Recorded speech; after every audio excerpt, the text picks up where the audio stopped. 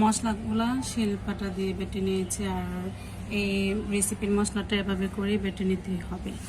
আর এখানে এক টুকরো লেবু নিয়েছি। আর এই যে সবগুলা মাংসের টুকরো এভাবে করে আমি ভালো করে তেঁতলিয়ে নিয়েছি।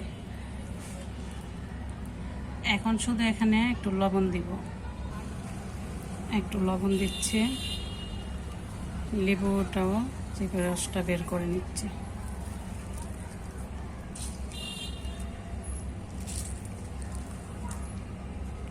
এখন বেটে রাখা মশলাটা এর সাথে মিলিয়ে নিব। আর এভাবে করে কিন্তু পুরোটা মাংসতে আমি মশলাটা ভালো করে মেখে নিব। এই যে এভাবে করে ভালো করে এপিট ওপিট করে মশলাটাকে লাগিয়ে নিতে হবে। এখানে আমি একটু চর্বি সহ মাংস নিয়েছি, এটা আমার পছন্দ মতো নিয়েছি। আপনারা চর্বি পছন্দ না করলে শুধু সলিড মাংসটাও নিতে পারেন। এভাবে করে ভালো করে মেখে এটাকে কিন্তু আমি আধা ঘন্টার জন্য রেখে দিব। এই যে আমি একটা পাত্রে তুলে নিলাম, এটাকে আমি আধা ঘন্টা এভাবে রেখে দিব।